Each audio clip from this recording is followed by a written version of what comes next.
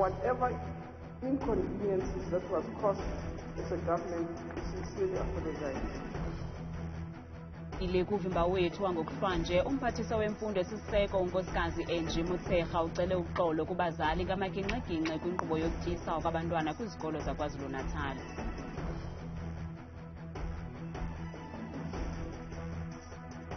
Baza kungena nzulu ezipokothweni abemibeli njengoko lisenyuka ixabiso lepetroli ezinzulwini zobusuku.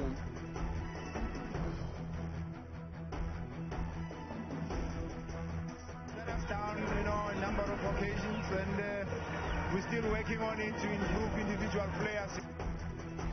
Kwezemidlalo ujongwe ngabomvu umdlalo we-semi-final ye-Nedbank Cup phakathi kwe-Orlando Pirates ne-Kaizer Chiefs ngomgqibelo.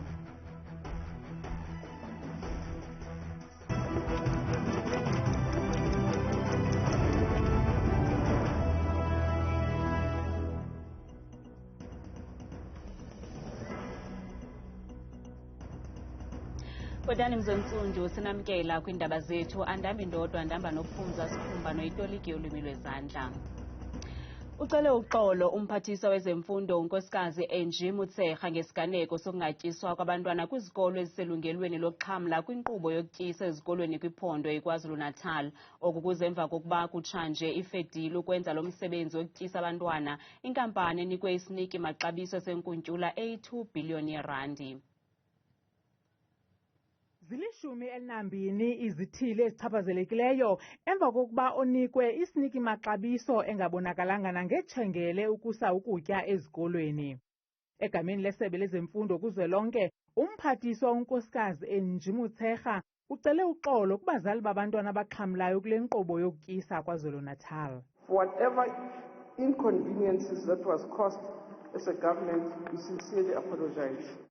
Uthi bebambisene neofisi yenkulu baphathiswa ndawoninye nesebe lezemfundo kweli phondo bazawuqinisekisa ukuba ingalo yomthetho ithatha indawo. Issues of contract, financial and legal have been referred to the appropriate structures. So I'm with the CFO here, he's engaging with the CFO of KZN, we're with the accounting officer, we're with the Premier's office, just to make sure that as we navigate the process, we don't break any law, we don't get into fruitless expenditure, wasteful expenditure, but all those are legal and technical, even around the contract of Palestina, whether they say they've withdrawn or they've not withdrawn.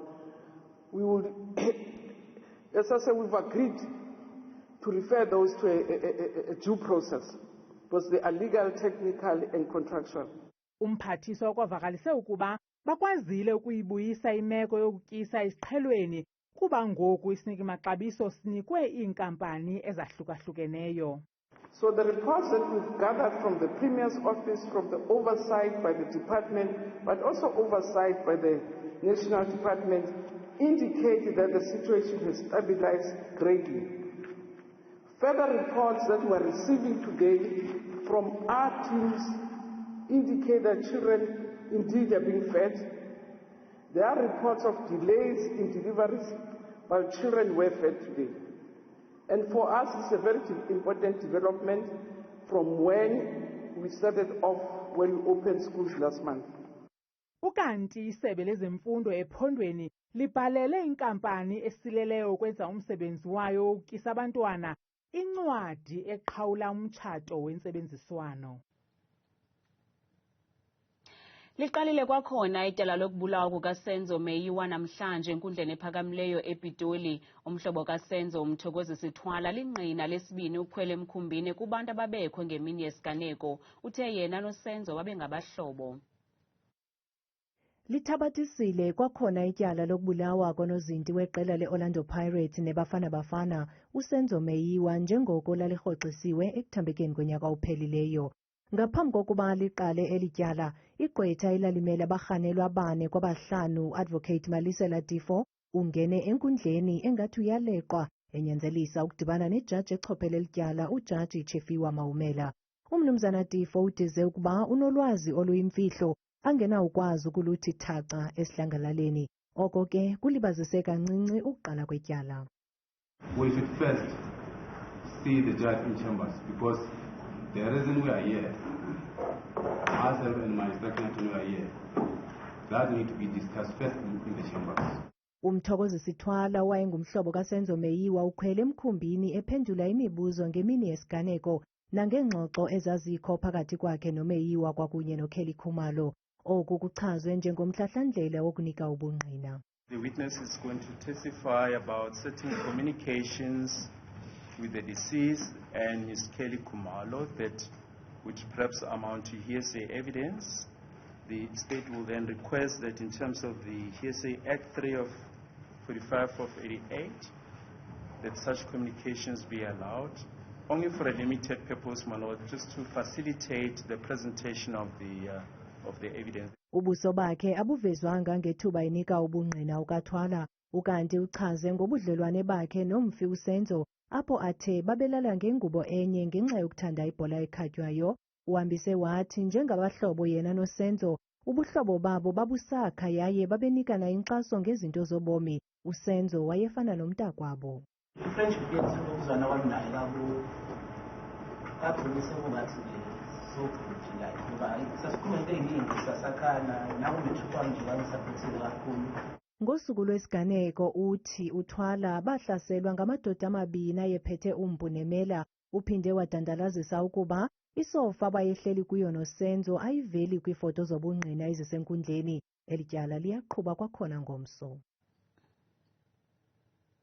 Emva kokuhlangulwa kwidabi laseSudan, amaxhoba abalisa ngokusinda ngokulambisa noxinzelelo lwengqondo abalufumeneyo ngaphambi kokubuya kweli loMzantsi Afrika. NgeCawe, umphathiswa wobudlelwane namanye amazwe uGqirha Naledi Pandor wamkele iqela lokugqibela labemi abahlanguliweyo nalapho ebachaze njengamagorha namagorhakazi. Iqela labemi beli loMzantsi Afrika lihlangulwe eSudan alizilibali izithonga zembumbulu. Umnumzana Warwick Morris uthi namhlanje usayiva imipu owayecinga ukuba iza kutshabalalisa ubomi bakhe. It was 11 days we were stuck in our apartment. We started running out of food. I mean, I got voice notes that I was sending my folks from the rooftop. We were trying to see what was going on from the rooftop side because it gives us a better aerial view of where everything is. And in the voice notes itself, you can actually hear the bullets whistling past. Like I still said, can you guys hear that? And it was choof, choof, choof, choof. The bullets came flying past us. So there was a lot of snipers as well on the roof. It became real. It became a very humbling experience. You realize the movies aren't anything when it comes to the reality of it. It humbles you very quickly. Ngelixa ubengutitshala kwelalizwe esithi kukho imini engasoze iphume engqondweni yakhe yokulala benxibile belindele unongekehli. There was a time when I tried waking her up in the morning, early hours of the morning, because I needed to drink water. So I said to her, when I was trying to wake her up, she jumped because she was freaking out. She didn't know what was going on. Literally, you'd sleep with one eye open because you don't know whether Segmelin Hambe or whatever would sleep with like tracksuits and sneakers on just in case we have to jump and leave same time or whatever. Esisibini sithi sibulela intsebenziswano phakathi kweGift of the Givers nonozakuzaku weli kwelaseSudan ngokubahlangula. But when we were on that bus, hey, Bluetooth speaker out, Shoza Loza playing, we were thrilled, we were happy as hell. Just to be out on the road, and that was another long journey. So, just a relief, man. Good to be back home. Nangoba bekonwabele ukubuyela ekhaya, ixhala lokuba bazawuphangela phi lisekhona. Umnumzana Warwick uvakele esithi xa kungaphela imfazwe eSudan angabuyela kuba inqongophele imisebenzi apha eMzantsi Afrika. Ndinguzola Sholwana weendaba zethu kuChannel 163 oziphathelwa iNewsroom Africa eEast Rand. Abemi beli bazawungena nzulu ezipokothweni ezinzulwini zobusuku banamhlanje okukuze emva kokuba isebe lezimbiwa namandla libhengeze ukuba liyenyuka ixabiso lepetrol nge-37 cents ilitha u-93 no-95. Okanti liyehla ixabiso lediesel nge-75 cents ilitha. Umphathiswa wezimbiwa namandla umnumzana Gwede Mantashe uthi ukwenyuka kwexabiso lepetrol kwenziwa kukuxhuma kwexabiso leoli krwada, nto leyo eyenze ukuba enyuke namaxabiso epetrol amazwe angaphandle ngelixa kubekho umnyenyevu kumaxabiso eparafin nediesel. Ukuqaliswa kokufakwa kwerhafu yongcoliseko lomoya kube negalelo ekubeni atshintshe amaxabiso epetrol nediesel. Kwalapha kwezindaba abo babesebenzela umasipala iDitsobotla eMntla Ntshona batyhola lo masipala ngokusebenzisa iinkcukacha zabo ukuhlawula osinga abasebenzi kodwa masipala evenkileni.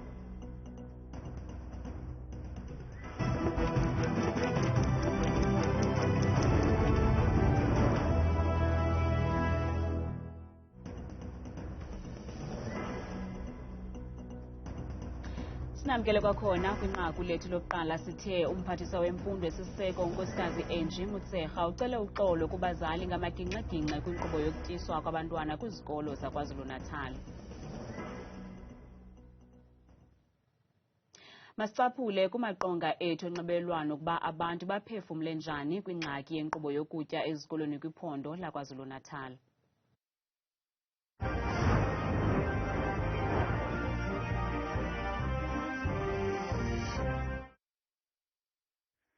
Lamathenda amanye ama-fly by night, so makangabhekisiswa le nkampani ezisaplaya ukudla kungakhe kube ngcono because lamathenda amanye ama-fly by night awekho right.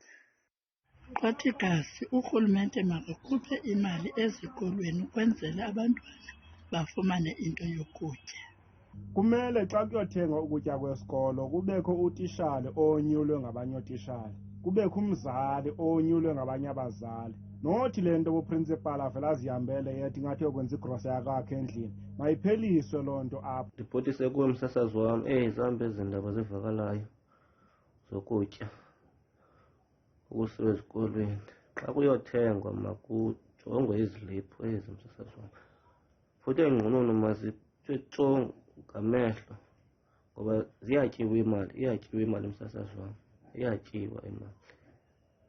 Enkosi ngobhuku lapha eTshona, uthanda loo nto kubaleka.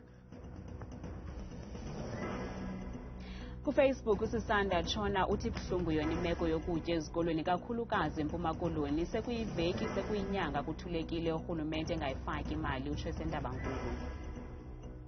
Khanyisani Mbanda Ozweleni uthi amoshe kakhulu kodwa la mathenda aziwayo ukuthi awabantu thizeni abe negama enza kube nzima ukwakhipha ngoba kubukwa igama lomniniwo. Sibonge uma abantwana sebezonikwa ukudla sekuthe kwakhona ukutya esikolweni kutyiwa ziitishala, abantwana baphakelwa icephe, utsho eSentabankulu. Ayanda Phillips Mpantwini yena uthi msasazi makujoliswe imibuzo kwinqununu zezikolo zizo ezirhwaphiliza imali yothenga ukutya ezikolweni, utsho eselusikisiki kwawa-24 eNgquza Hill. Kanti ungaphefumla kumaqonga ethu onxibelelwano ngokuthi usebenzise le nombolo yeWhatsApp nengu-071 670 2548.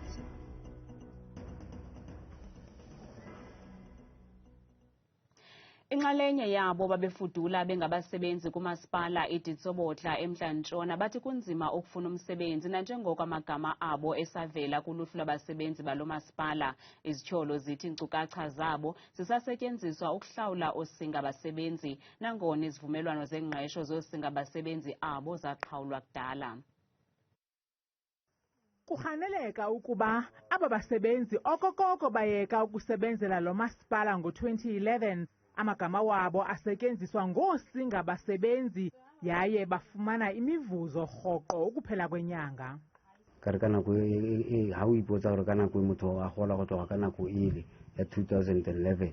Kubuhlungu kuba ngendiqhubela phambili nobomi bam ukususela ngo-2011. Asibazi aba bantu basebenzisa amagama wethu.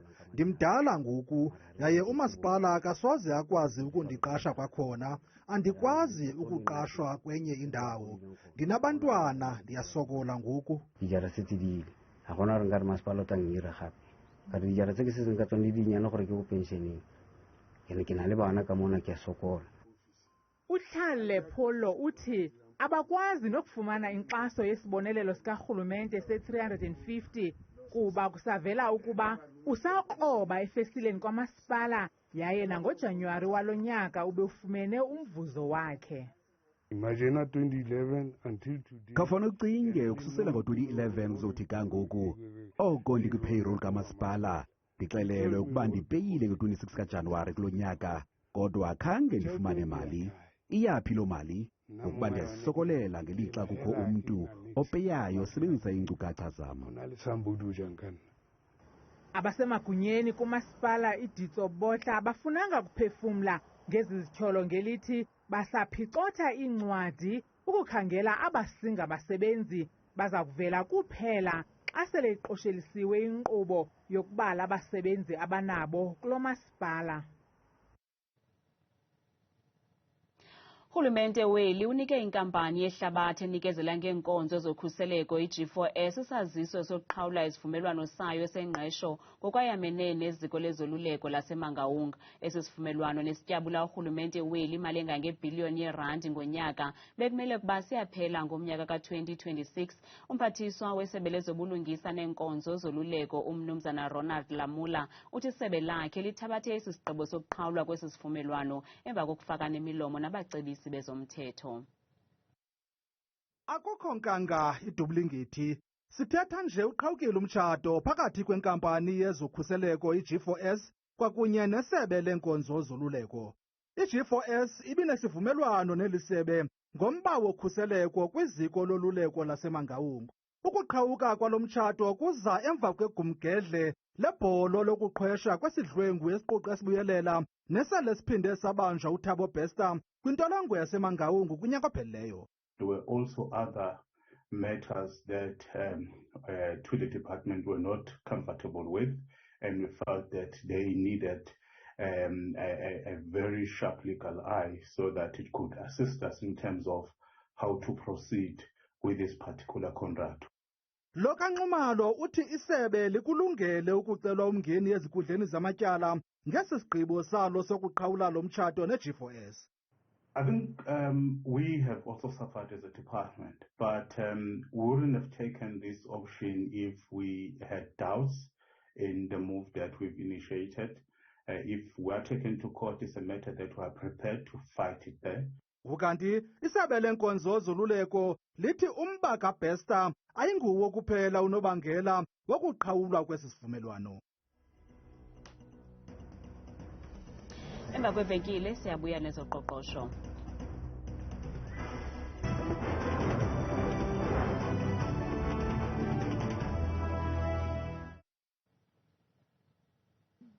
Umbutho endibanisela yamazwe ngamazwe ukhuthaza uzinzo kwiimali zehlabathi International Monetary Fund uthi ukuthwa-kuthwano kwezopolitiko nakwiimanyano zorhwebo kuza kuba nefuthe elibi ekambeni kwexesha kuqoqosho lelizwekazi Afrika. Lo mbutho kwathe ilizwekazi Afrika lidinga ukuxhathisa ngamandla eqiniseni amaqhina ezorhwebelwano notyalo-mali olungqalileyo. International Monetary Fund iphinde yathi amazwe akumazantsi elizwekazi Afrika angalahlekelwa ingeniso yomyinge we-4% kwiimveliso zasekhaya kwiminyaka elishumi ezayo nekuyilahleko engaphezulu kweyashicilelwa ngomnyaka ka-2008 kwiingxaki zezimali zehlabathi. It's interesting because there's been quite a bit of talks about how the world is really fracturing into two separate parts. And this warning by the EMF really revolves around the increased geopolitical tension in the world, and specifically between key trading blocs such as the US, China, and the EU, that could actually see permanent growth declines of up to 4% over the next 10 years in the sub-Saharan area.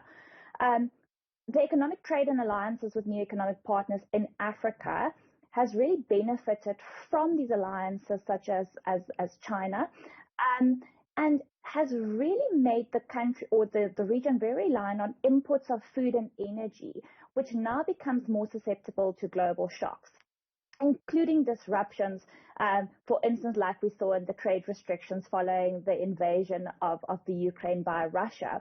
So these increased political tensions actually puts pressure on our ability to source goods, and that actually raises the cost of importing certain goods that we need to bolster economic growth. Kokuma ke sityebisa amehlo kuba imali ke ziqhube njani namhlanje.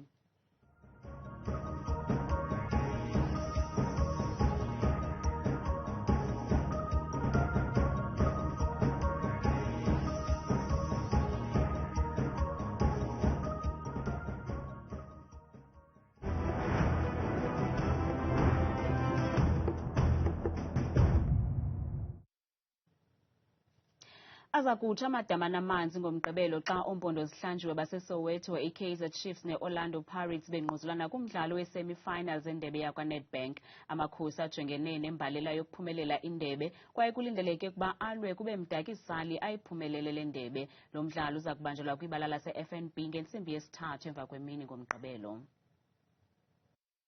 And we've got the Soweto Derby. Orlando Pirates will travel to Kaizer Chiefs. Akafikanga ugalelekile uMgqibelo kwaye seyingangathi kuza kwaziwana. Oompondo zihlanjiwe baseSoweto baza kujijisana kumdlalo we-semi-finals zendebe yeNedbank Cup. Amakhosi aya kulo mdlalo emanxeba-nxeba emva kokubethwa yiSwallows FC izolo. Thabile Makhaphela sele khona nemozulu.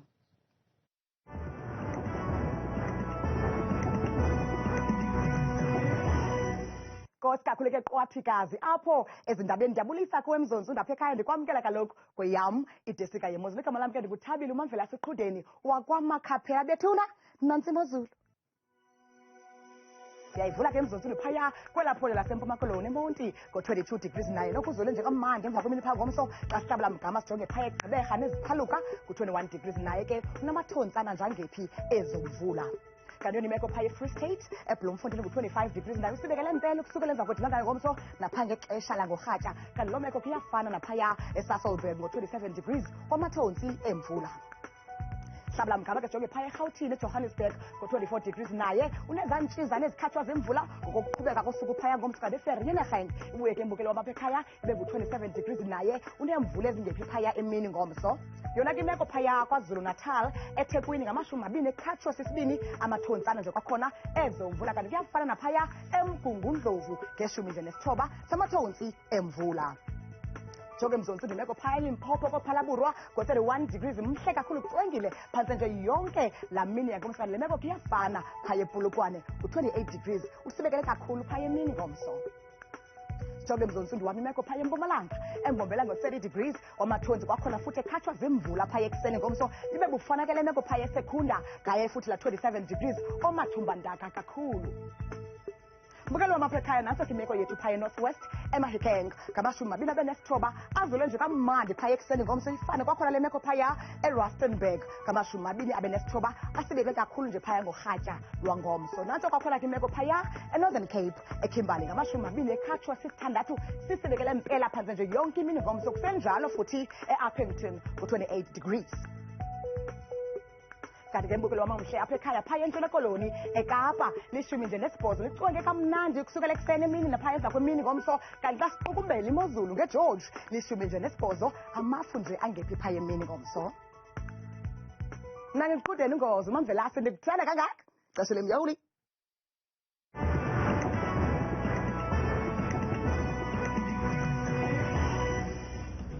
Kanti ungaphinda ubukele izindaba ku-YouTube @Iindaba Zethu 163 ngomso. Xa bethu baza kuniphathela izindaba zethu ngolwimi lwesiZulu kamnandi.